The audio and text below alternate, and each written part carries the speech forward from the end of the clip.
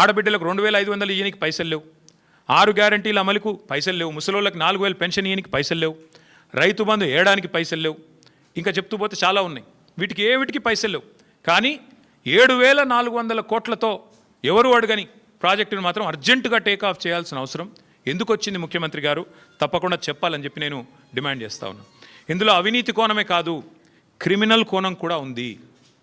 ఈ ప్రాజెక్ట్ వెనకాల క్రిమినల్ కోణం కూడా ఉంది.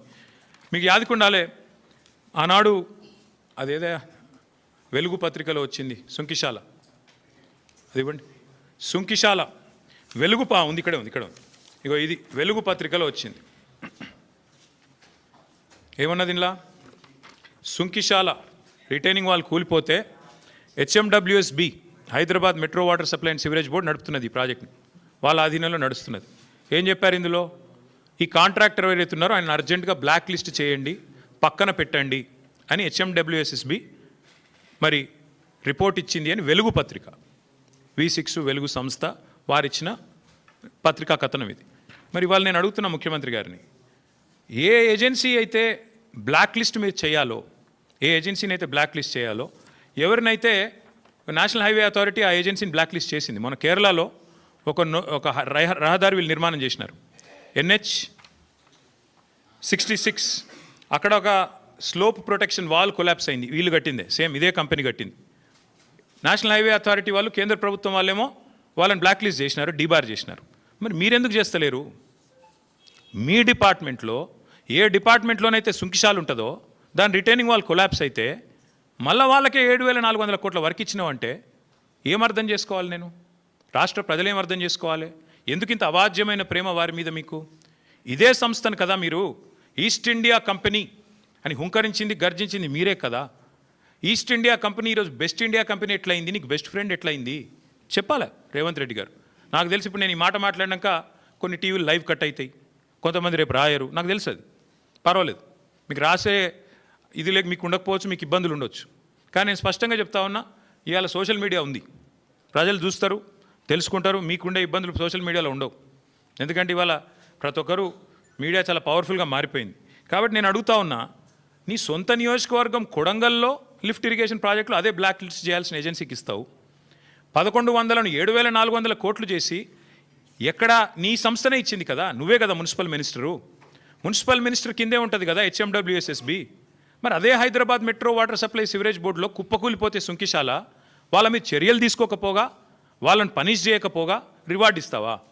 కొడంగల్ ప్రాజెక్టు వాళ్ళకే ఇస్తావు, వాళ్ళకున్న ఇంకొక ఆయన ఎవరు మంత్రి పొంగులేటి శ్రీనివాసరెడ్డి గారికి ఇస్తావు, ఇద్దరు కలిపి 4000 కోట్ల వరకు కొడంగల్ లిఫ్ట్ ఇరిగేషన్. ఇంకో దిక్కేమో ఇవాళ మళ్ళీ 7400 కోట్ల వరకు మళ్ళీ అదే సంస్థకి, ఎవరైతే సుంకిశాల కూలిపోవడానికి కారకులో వారికే ఇస్తున్నారు. మరి కేంద్ర ప్రభుత్వానికి లేని మొహమాటం మీకెందుకున్నది? కేంద్ర ప్రభుత్వం బార్ చేసింది వాళ్ళని, NHలో మీరు పాల్గొనవద్దు అని చెప్పి వాళ్ళని బ్లాక్ చేసింది. మీరెందుకు చేస్తలేరు?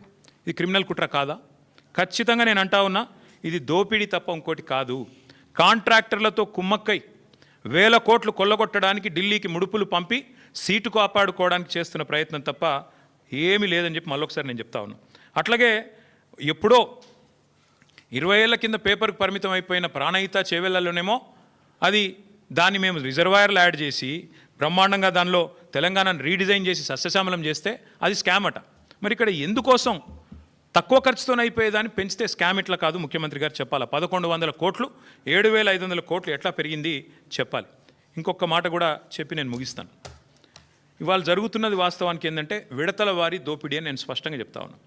ఒకేసారి 1,50,000 కోట్లు కాకుండా ముందు 7,400, ఆ తర్వాత నెక్స్ట్ ఇన్స్టాల్మెంట్లో మరొక 10,000, ఆ తర్వాత ఇంకో 20,000, ఈ పద్ధతుల్లో మూసీలో కూడా ముఖ్యమంత్రి గారు దోపిడీకి తెరలోపినారు.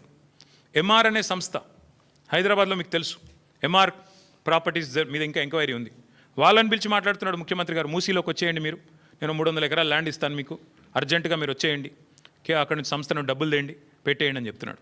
ఇంకోవైపు ఇదే ఏజెన్సీ, ఏ ఏజెన్సీని అయితే బ్లాక్ లిస్ట్ చేయాలి అని హెచ్ఎండబ్ల్యూఎస్ సిఫారసు చేసిందో ఆ సంస్థతో మాట్లాడుతున్నాడు. మీరు రండి, ఇందులో హ్యామ్ మోడల్ చేద్దాం, మీకు ముందే ఇచ్చేస్తా, ల్యాండ్ అంతా 400 ఎకరాలు ఇచ్చేస్తా, కట్టుకోండి మీ ఇష్టం ఉన్నది అని వాళ్ళతో మాట్లాడుతున్నాడు. ఎందుకు ఇంత ఆత్రము? అదే ఆత్రం నీకు తులం బంగారం ఇవ్వడానికి ఎందుకు లేదు? అదే ఆత్రం నీకు నెలకు 2,500 మహిళలకి ఈయనకి ఎందుకు లేదు? అదే ఆత్రం నీకు పిల్లలకి స్కూటీలు ఇవ్వడానికి ఎందుకు లేదు? విద్యా భరోసా కార్డులు ఇవ్వడానికి ఎందుకు లేదు? అదే ఆత్రం ముసలోళ్ళకి 4,000 పెన్షన్ ఇచ్చే విషయంలో ఎందుకు లేదు? ఎందుకు అంటే అక్కడ కమిషన్లు రావు, ఇక్కడైతే కమిషన్లు దండుకోవచ్చు, సీట్లు కాపాడుకోవచ్చు.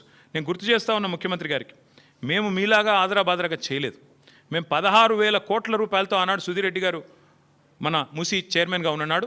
ఓవరాల్గా 16,000 కోట్లతో కంప్లీట్ డిపిఆర్ తయారు